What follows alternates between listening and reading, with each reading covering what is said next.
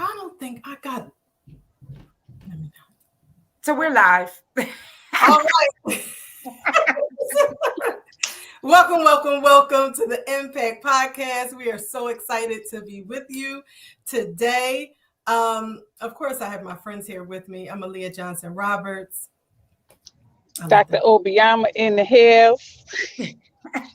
Damaris Alvarado Rodriguez. Try saying that past 3 times. And today we are coming. We're coming to have a good conversation. Like I'm excited to have this here. This word legacy has been brought up three times in the past week, 2 weeks. And we even had a short conversation about it the other day. But what was asked of me, there was a question. It looks like Dr. Obiama dropped off, but I'm sure she'll jump back in. Yep. But the question was asked, first, this was the first mention of legacy. A comment was made that the word legacy or I'm creating my legacy is overrated. And I was like, ooh. So legacy is overrated. And I was like, I had to take pause and say, okay, well, what do you mean? And then the second time I was having a conversation about where my business is right now. And, there's been a number of changes. I'm trying to make the transition to not be so present in the center and really play a different role.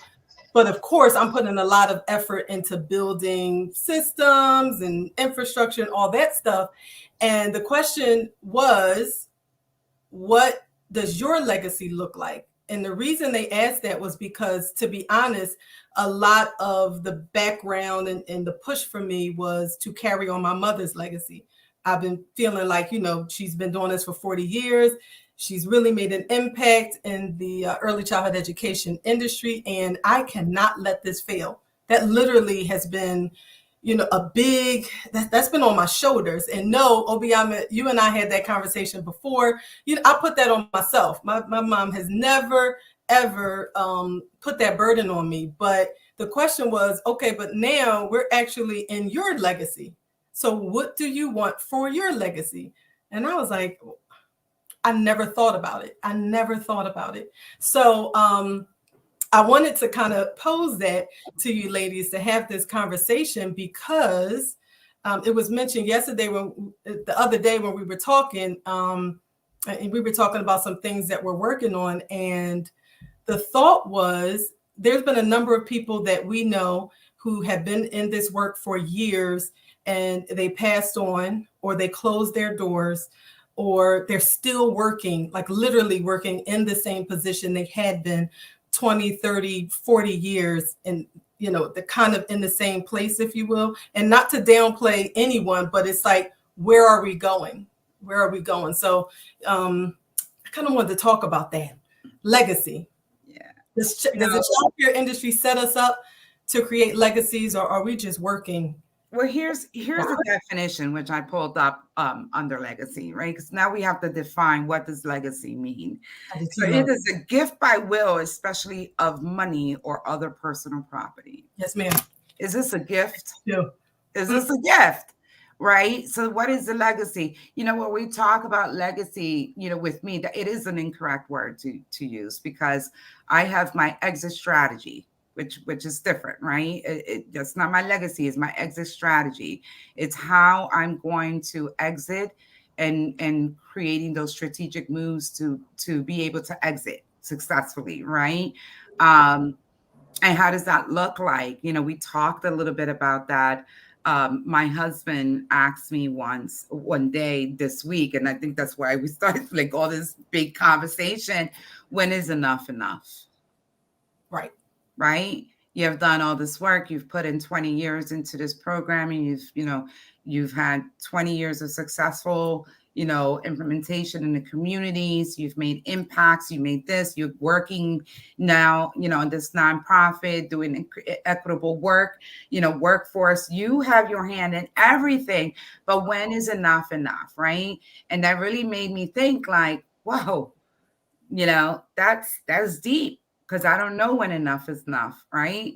And really made me second guess and slow down, right, to that magical standing still moment, right, where I have to really reevaluate where is my legacy going, right, and how am I really going to exit?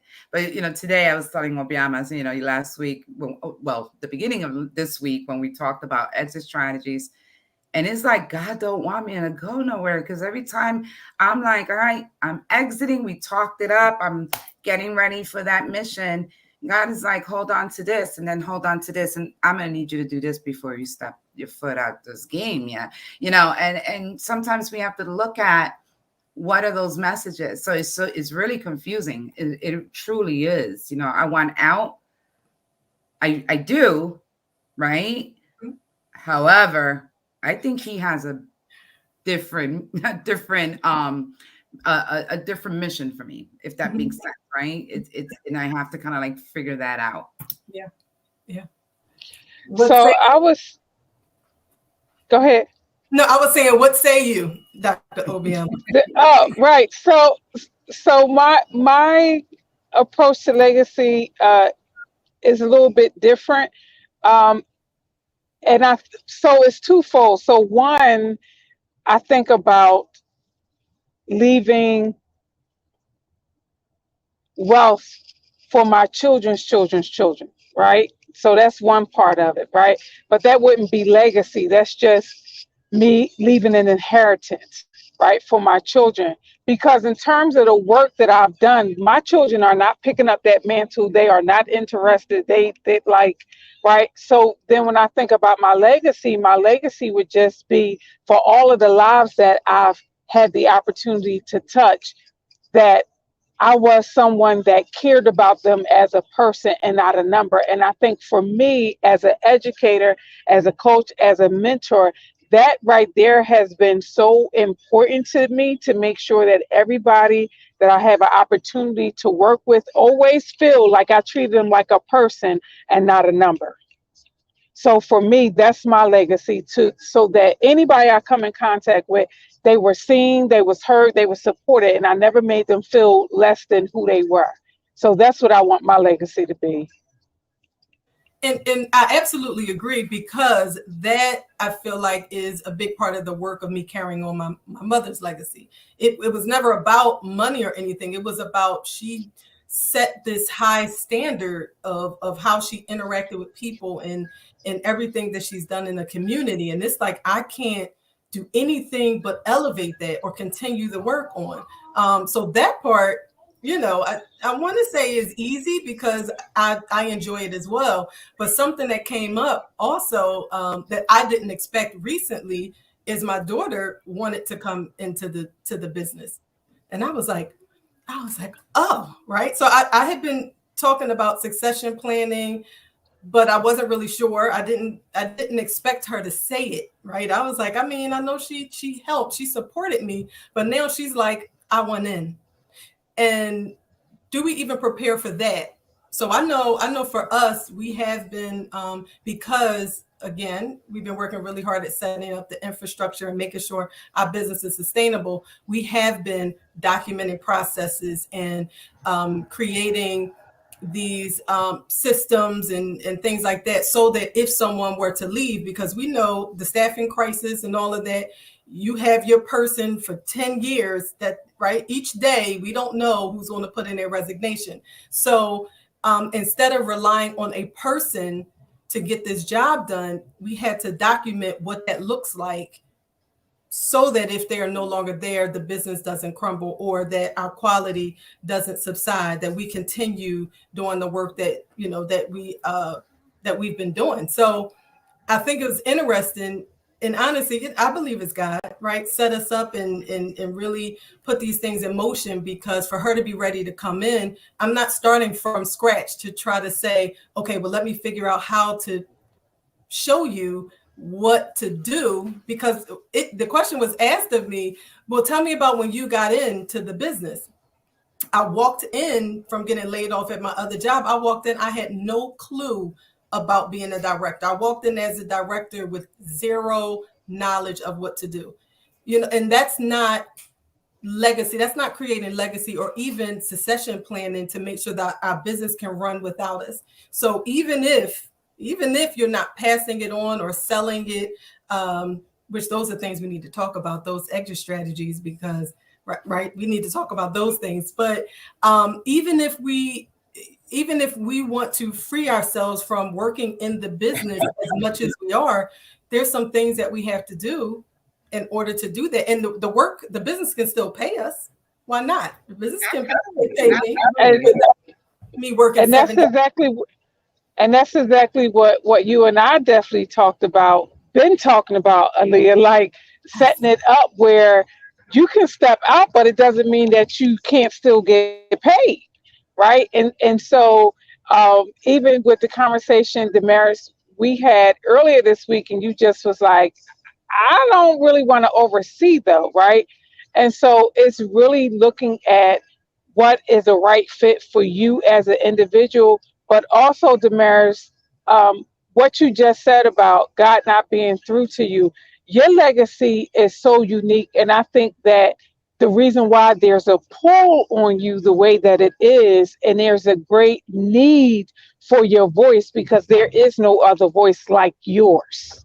There is no other voice like yours. And so, like, yes, I would agree. You still have work to do. Like, you can't exit.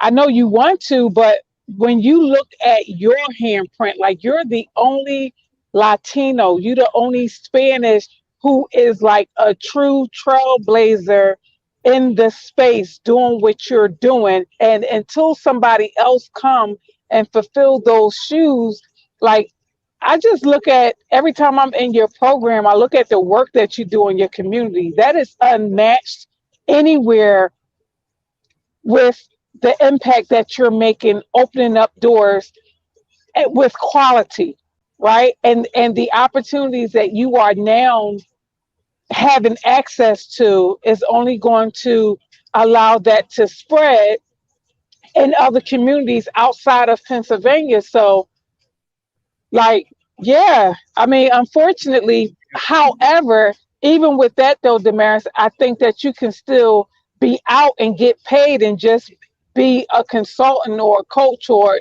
or an advisor. Like, you don't have to be in it the way that you're in it, but your voice is so vital. So here's what I've been doing, and thank you so much, Obiama. Thank you so much. Um, I have been working on my exit strategy, which is obviously my daughter, Aaliyah, right? And what's important to me is also looking within deep into my organization to find out who the leaders in there are, right? And provide those growth opportunities for people to be in there. I haven't been in my center all week. I've been working on other projects the whole entire week.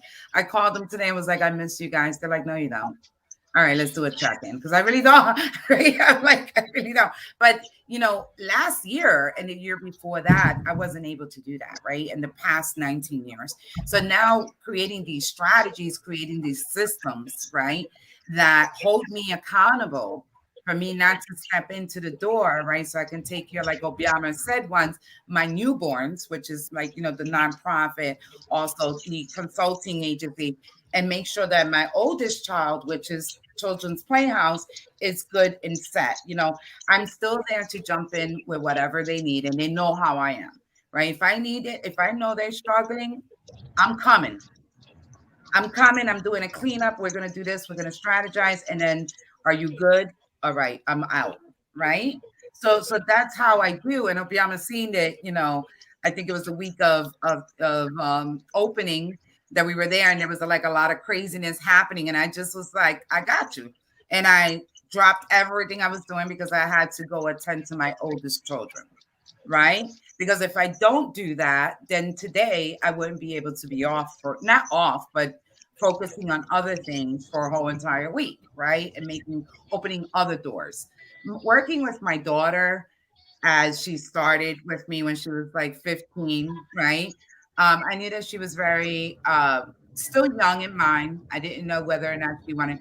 One thing I love about my daughter, besides her being my daughter, is that She loves to learn, right? And I had to fire her. Guys, I fired my own kid. I'm harsh. I really am. I'm like, yeah, you're not ready for this. And I fired her and I told her to go work in another program, in which she did.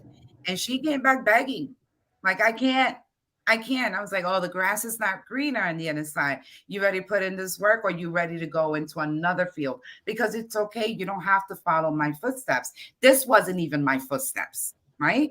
I own a restaurant when I was 21, right? I owned a billing and insurance agency by the time I was 24, 25, and then came into childcare at 30 by accident.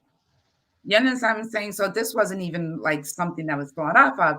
So I respect where you're going. I don't expect you to follow my footsteps. You have to want to be at this table.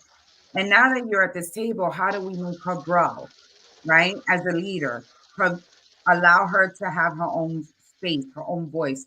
It is an amazing thing as a mom, a proud moment, as a leader, as an owner of a facility, to see the people that are underneath you have a voice at tables and comfortably speak out loud, whether I'm there or not, right? And advocate for the children that they have and they serve and the families that they serve, and also lift their voice. And seeing my daughter in that role, she's my legacy. I see her, right? She is my legacy. She needs a lot more, just like I do. I am 20 years in. I still need a lot more, right? I need that coaching, that consulting. But until mommy is ready to exit, mommy's here to support her, because I know that she's going to be a fierce Latina leader, a fierce one, right? And she's going to make even better strides than I am, and I just can't wait. And to see others underneath me, that are working with me, not underneath me, working together with me, because they're not underneath me. They work side by side. I can't wait to see them grow too. I can't wait to see this thing that I just created by accident out of love grow into this beautiful thing that's going to make changes in this community, in this world, and in Philadelphia, which very needed. So I'm passionate about it. I'm here for it. Yes. And listen, but wait, we the three of us are creating legacy with this leadership fellowship. Yeah, and I love that you say that, because the legacy doesn't have to always be passed on to our children, Nope. right?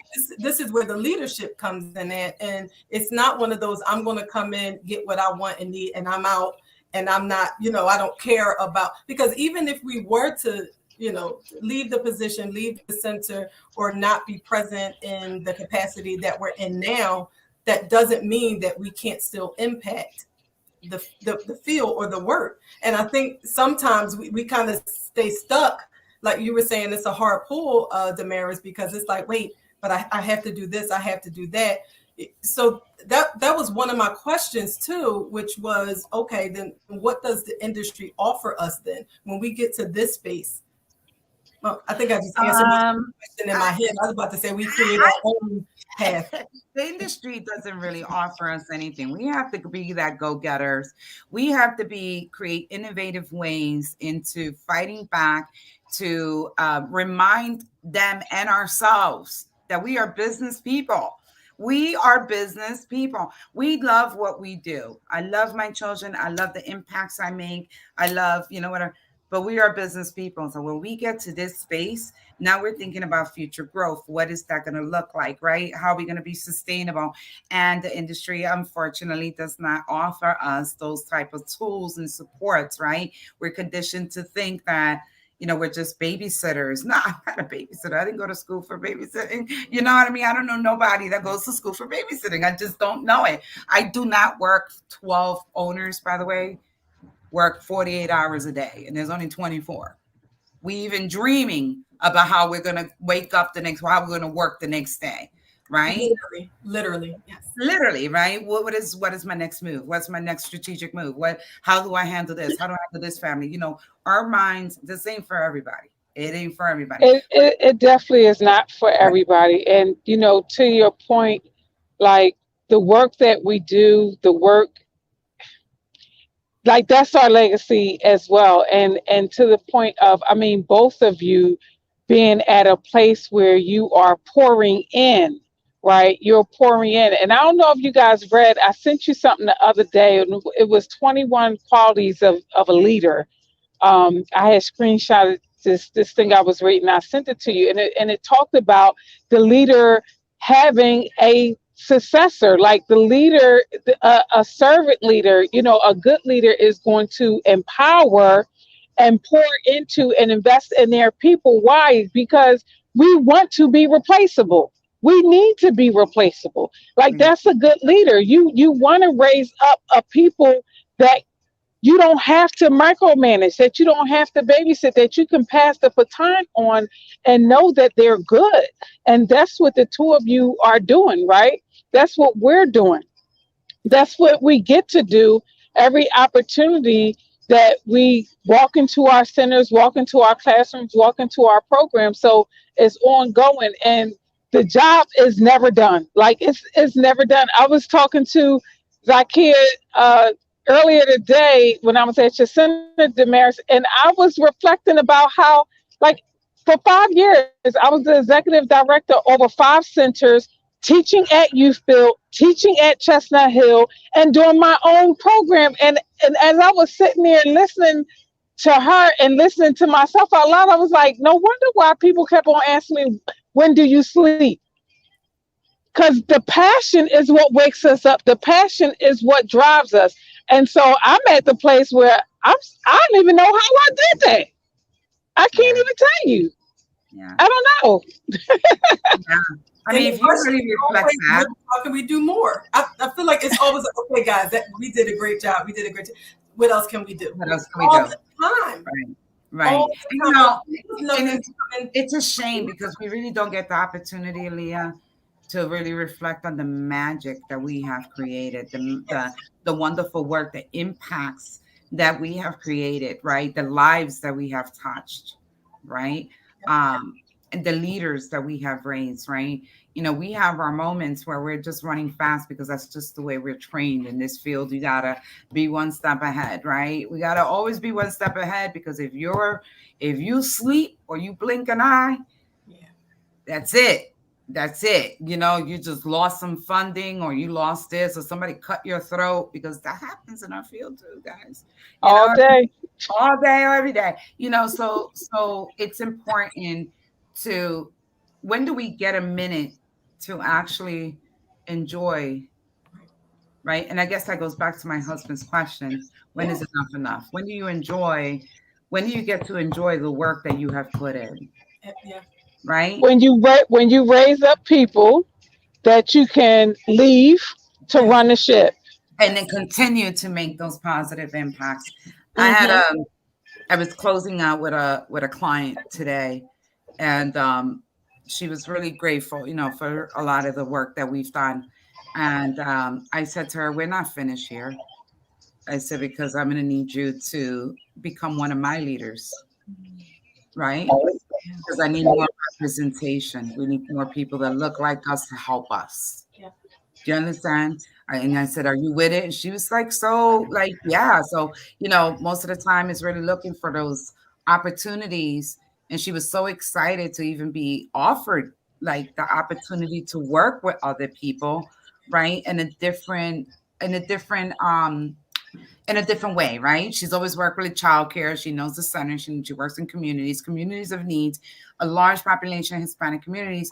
And now I said to her, I would love for you to really connect, because I think people will connect when it's a provider approach, right? Somebody who knows where I've been at. Like, don't come to me and say, oh, I understand that you're not eating today, but meanwhile, you're having a steak last night. Like, don't do that. You don't know where I've been.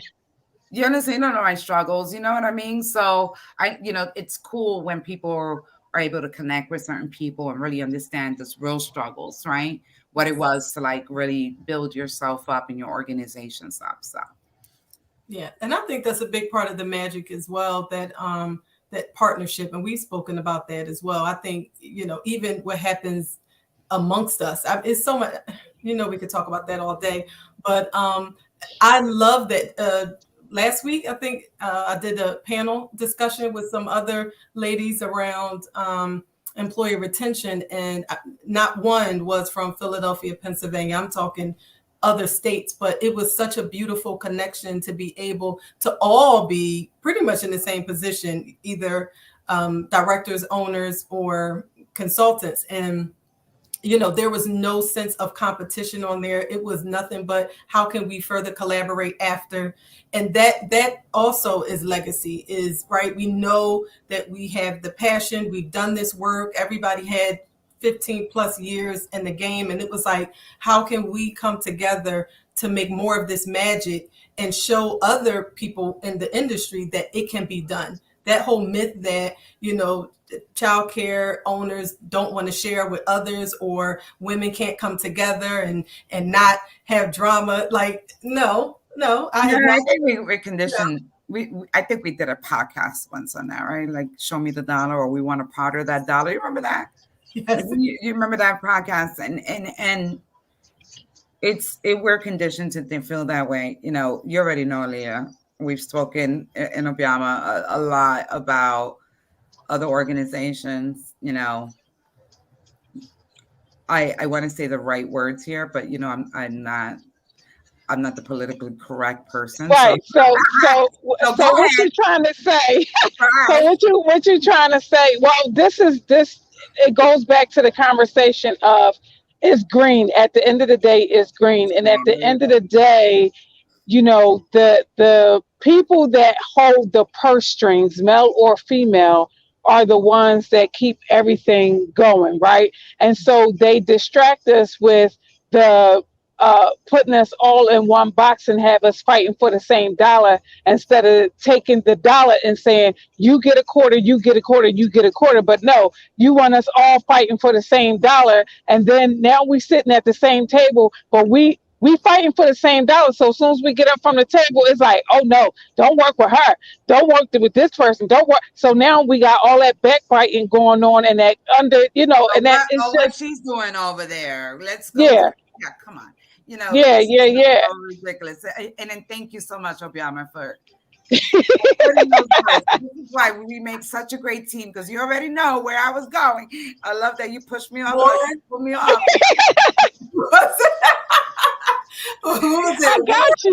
I got you. We're stronger together. We're stronger together, right? We're stronger together. We're all leading the same. We're all fighting the same fight, right? If power is in numbers and powers, right? Or that's how you say powers and numbers. If we all stood together, wow, can you just imagine the changes that we can make and create together? Right. Yes. And you know what else, though, too, is really driven by a scarcity mindset, because it really is a buffet. There is no scarcity out here. There are so many children and families that really need our support and our help. We should not be fighting over a slot, over a spot, over a nothing, because there is an abundance when it comes to the need. The need is much. The need is great, right? And so that's why us being stronger together, the collaboration and a partnership is so vital. And that's why this legacy that we're creating is going to continue to be, even when we're gone, even when we decide to exit, because even with the work that we're doing, because of the community and the tools, they're going to be able to come right alongside us and keep it going. Yes. Yeah. And I think a part of the problem is, and you were absolutely right with the scarcity mindset, which is why one of my questions was, does the industry set us up to be able to exit and exit? No, it doesn't. No, the system doesn't. So need our own, which is go ahead. No, I was just saying, which is why exactly what we're doing is creating the solutions instead of just complaining about, here's the problem. We're creating the solutions that we need in order to be free. I think all of us are doing different things. We're looking outside of childcare to say, this is the kind of life that I want to live, and this is what I'm going to do. I still love this work, but and so here's and here's where the innovation comes at. And this is the conversation that I've been having with Damaris around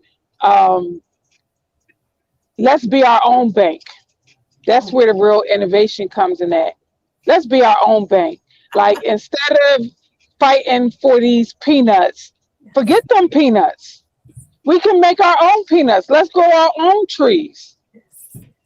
And, that's kind of hard, right? Because I'm always talking to a girl beyond my like, but we want it to be accessible. I'm always the accessible conversation person, right? And and Obiama's like, no, but we need to make them hold them accountable as well. So, I get it, and I totally get it. And you're right. We need to definitely find systems or create systems that are supporting our own work. That's number one, and find new allies. Well, yes. Find new allies, right? Because they are something I have learned in the last 2 weeks, right? And I've always known, but I forgot. And I was just easily reminded, you're stuck. Why are you sitting in this circle? If they don't want to play with you in the sandbox, go to the slides. Exactly. Right? So then go to the swings, right? Or get out the park altogether. And that's where I'm at. That's my mindset right now. They don't want to play with me, deuces. Because at the end of the day, my heart is clean. I know my intentions are pure, and I know God is going to lead the way. Yes. Point blank. And that's just how I feel right now. So I'm very happy to open up new friends, new friendships, right? New partners, new people, talk to new allies, right? Because every time I speak to someone that's not within our box, I want to say, of childcare, they're like, let's have a conversation more about this. This is pretty interesting, and how can we help you? Yeah. And it's unfortunate because they're not the people that are being paid to help us. They're not the people receiving the funding. So it's been a learning curve for me. I don't know how to play fair. I don't know how to stay quiet in meetings. And I'm sorry if I've offended anybody, but I'm going to be real. I'm going to be true to the work I do and to myself at all costs. Yes. And I think a part of the setup, though, I'll speak for me. Coming into the industry, you kind of were introduced to different organizations, and it was kind of like a box. And I think a lot of times we don't go outside of the box because, like we advocate even to the same people instead of, like you said, creating new allies, or like how much more powerful would we be if we, kind of got our story together. We identified the numbers. This is what we need. And we're very clear and loud about this is what we need. But we go outside, we go to the corporations that our families work for, or right in our community. What about if we go to the Walmarts and create allies in these other spaces instead of the same ones that have limited dollars anyway? Right. Like we don't have to stay here. But I feel like it was a sense of conditioning, because it was like, go to Harrisburg and go ask the same people we've been asking for money. Which, and then these legislators are looking at us like, again, we love you. Yes. We signed those paperwork 5 times already. We love you, but we're not the people you need to come and see. And once I heard that, that's when I knew, there's something bigger than this. So where I need to go, just point me to the direction, and that's where I'm going. Yeah. Right? You need me to go to Washington? Give me a ticket, I'm going. Right? Give me an entry ticket and I'm going. And, sometimes that also means, Aaliyah, being the only one in that space that represent either early childhood education, because I've been in many spaces that I had to kind of unmute and say, no, that doesn't work for us. Exactly. And who are you? Early childhood. What do you do again? Like, we're the workforce behind the workforce. That's what we do. Yep. Right? So without us, you guys can't go to work. Yes. Right? Period. So let's talk about this, right? Because it starts here.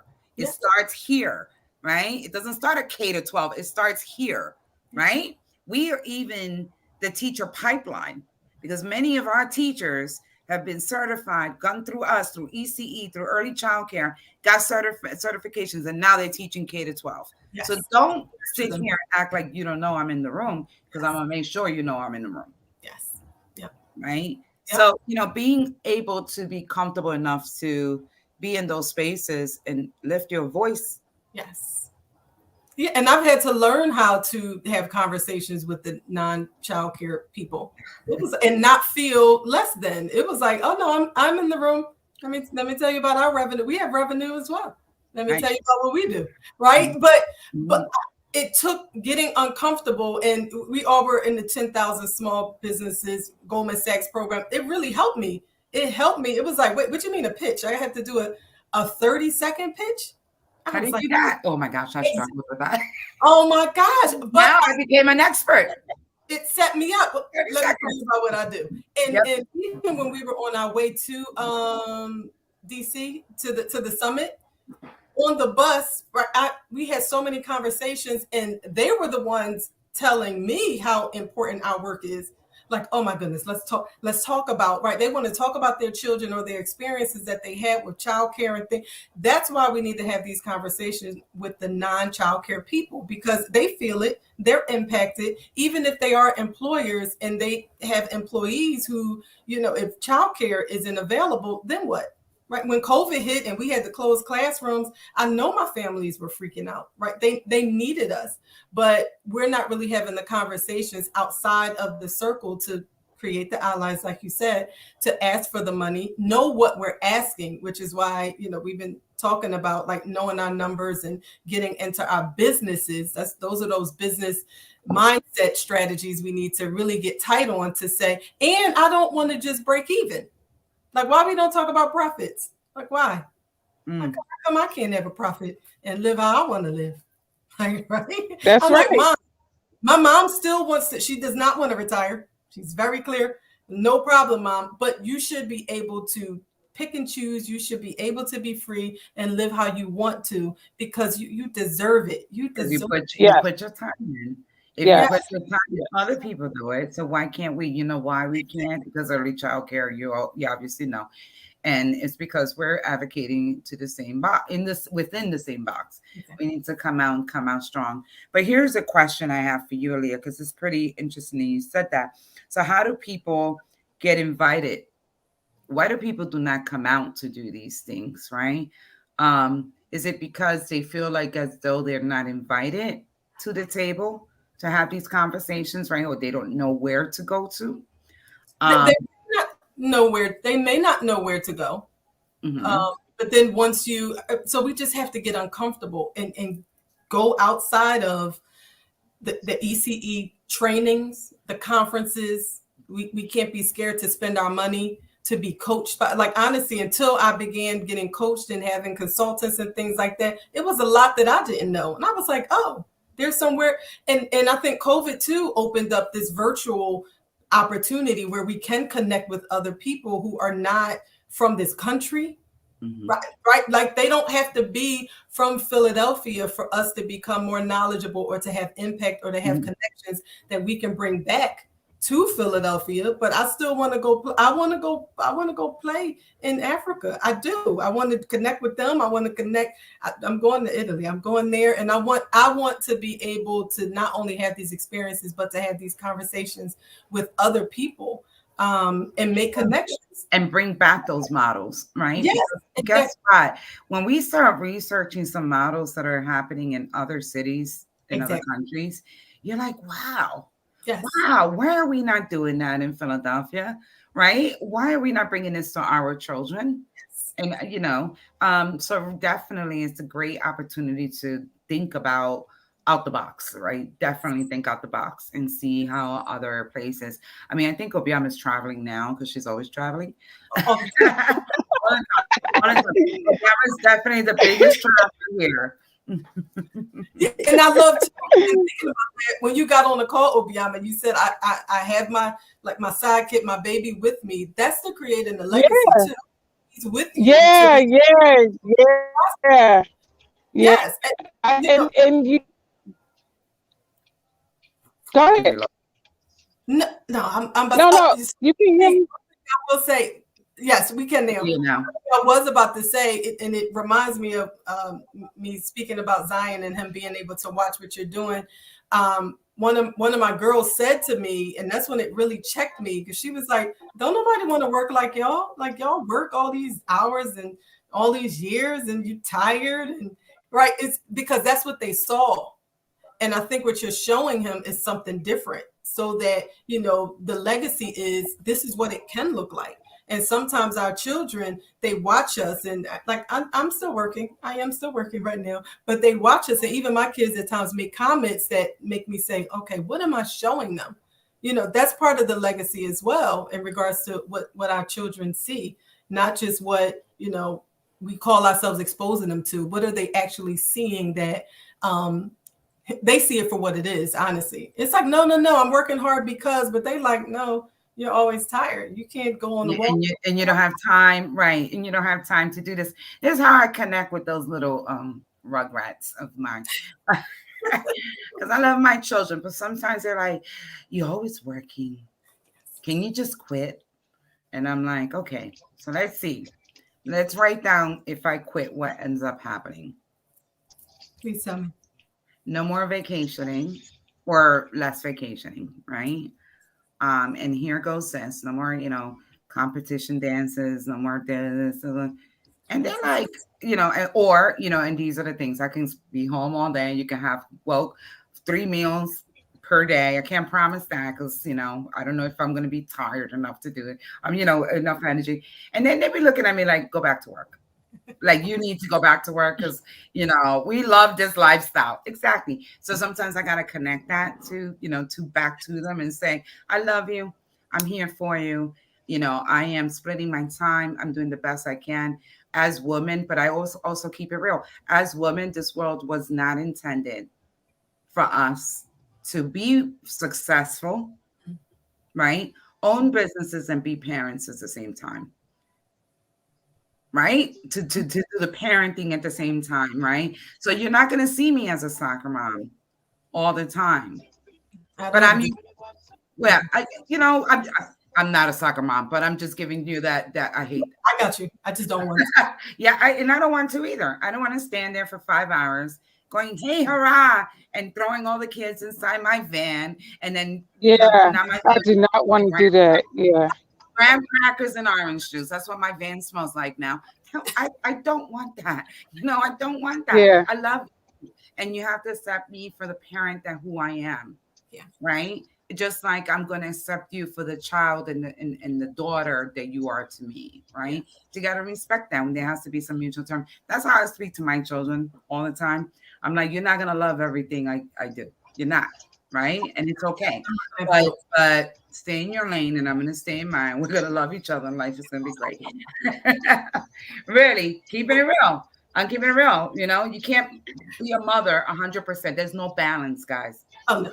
There's none. No. There's none. You can't be a mother 100%. You can't be a wife 100% and a business owner. Not in this field. Yep.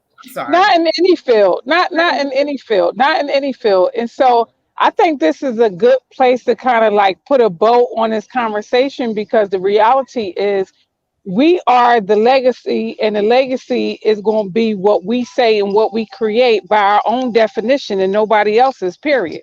That's it. That's it. So we invite you, our listeners, to think about your legacy. How will you create your legacy, right? I know my legacy, I have an exit plan.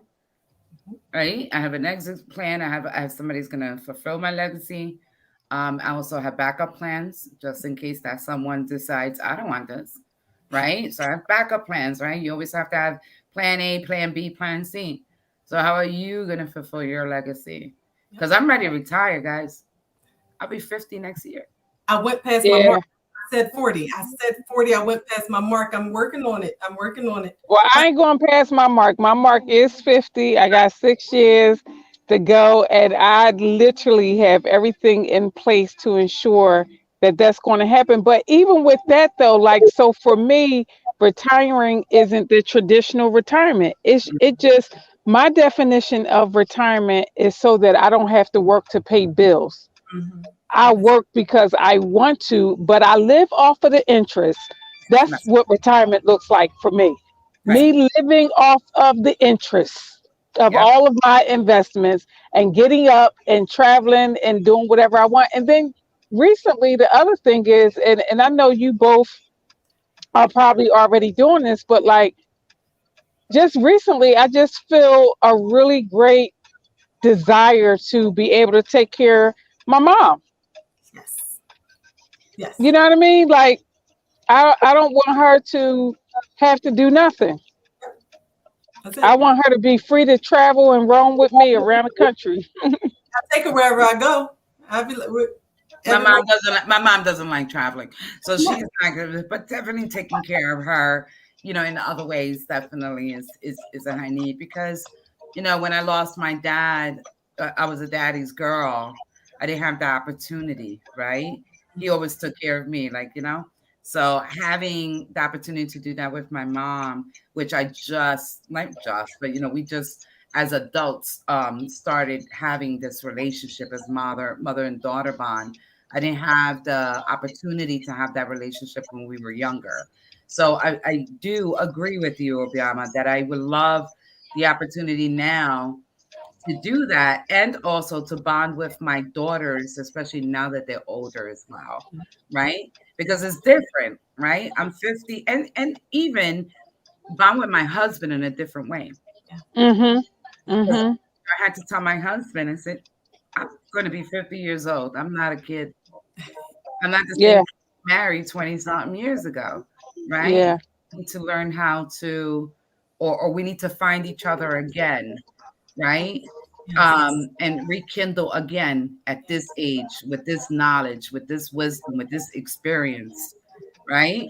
And have the opportunity to be able to do that again. So, yes, it's And you powerful. Yeah, that's another podcast. That's another Yeah, show. that's a whole Stay yeah. different. tuned. Stay tuned. So if anything, to wrap that up, I think really what we're saying, because the part of the issue too is we all had our story about how we got into this work, but I don't think any of us came into it with a plan, an exit strategy, or to say this is where I want my life to be at this space. But you can now. You can now. You can Yes. say this is what I want my life to look like, and start planning your exit strategy, whatever that may be. So we could call it legacy, your exit strategy. Make up your word, succession planning, create it. Right. And that's that part of dreaming, is that you can have what you want to have. And we don't have to stay stuck to what early childhood education or childcare defined for us. We no longer have to be in the box. Guys, we're outside of the box. You can be friends We're in with the us. ocean. We're in the ocean. We out We're of the fish tank. We're in the ocean.